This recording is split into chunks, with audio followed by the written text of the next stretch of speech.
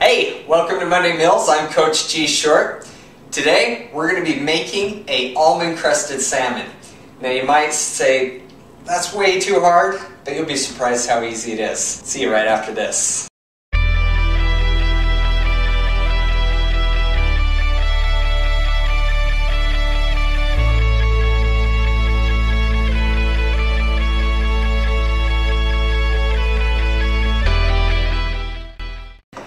Alright, so today I've got 5 salmon fillets in front of me. I'm going to make a little bit extra, that way we can heat it up tomorrow for lunch and we have meals for more than just one day. Good tip is to make more. That way you don't have to be cooking all the time, spending all your time in the kitchen. It takes very little time to be making a whole lot more in turn, saving you time. So the first thing I'm going to do is I'm going to take some coconut oil and I'm actually going to melt this down. So we're going to be putting this on the fish later so that the almond and the seasonings stick. I'm going to try 30 seconds at first. We'll see if that's long enough. But coconut oil has a very low melting point, so it melts quick, but it also solidifies very quickly. So I believe it's around 80 degrees where it starts liquefying. So with that being said, next what we need to do is I have a big bag of almonds here, and we're going to do a fourth a cup for each fillet. And I'm going to do a little bit extra to make sure that we have enough. So a cup and a half of almonds.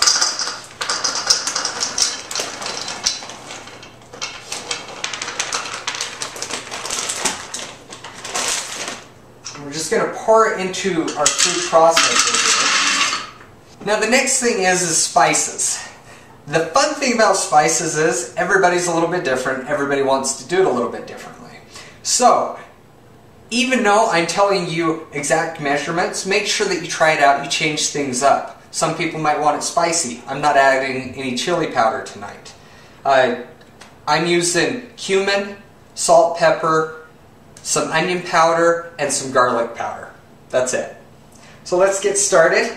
I'm going to put this into the food processor, and it's just going to all blend up together.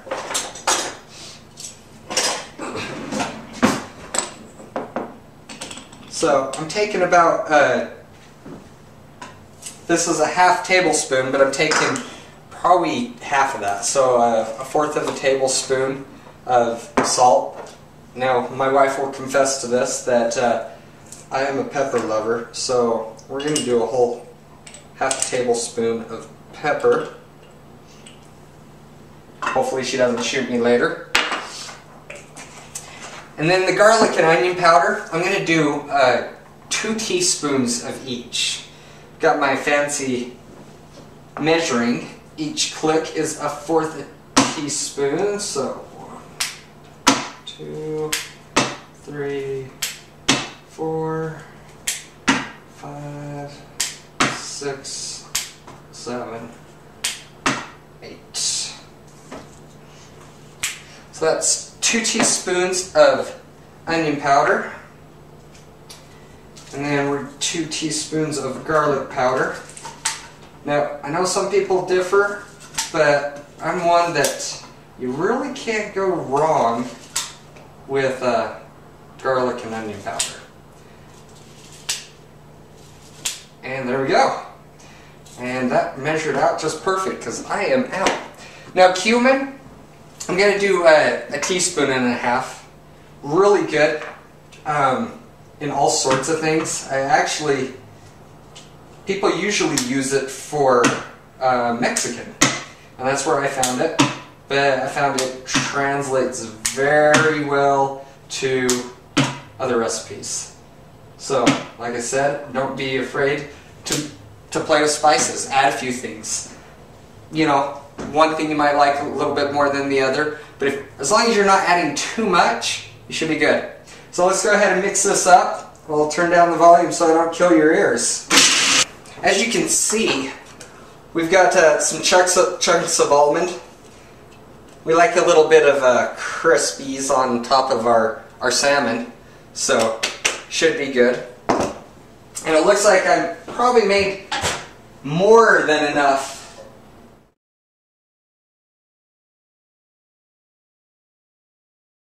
So let's find out how much. We might have some left over, and means I just need to make more salmon here really soon. Just take the coconut oil and we're just going to spread it over. If your fish is frozen still, your coconut oil is going to solidify on the fish very, very quickly. So, and even if it's cold, it will start solidifying. So you don't want to wait too long after adding the oil. Now, since we're re-dipping the brush into this oil and then touching fish and re-dipping and touching fish, this oil needs to be thrown out. You don't want cross-contamination. So we'll just set that over there. And the next thing I do is I'm just going to take with my hands and just spread the almond all over the fish.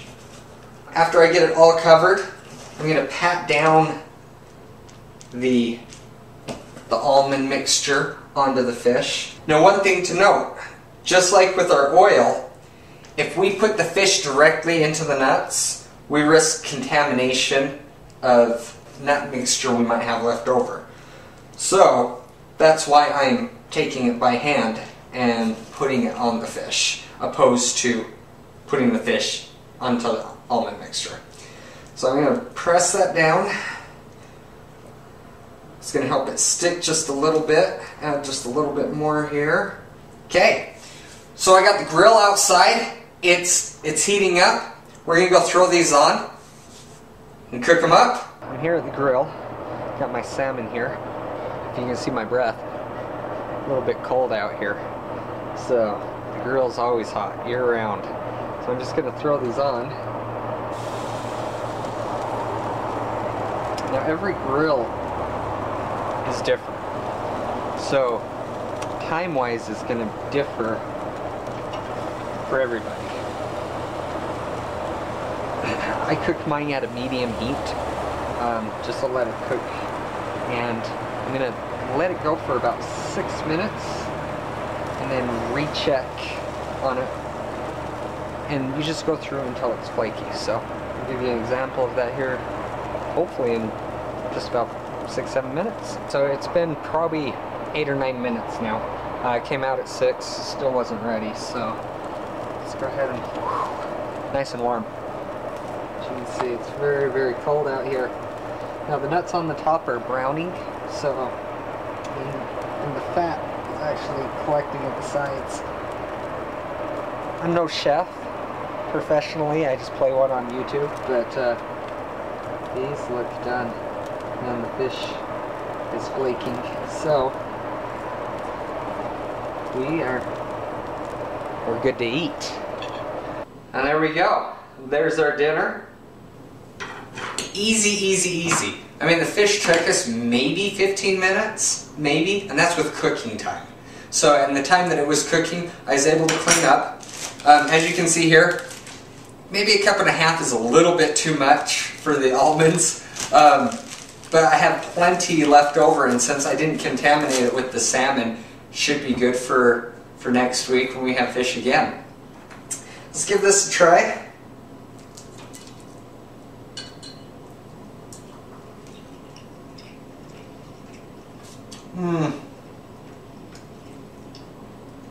My favorite.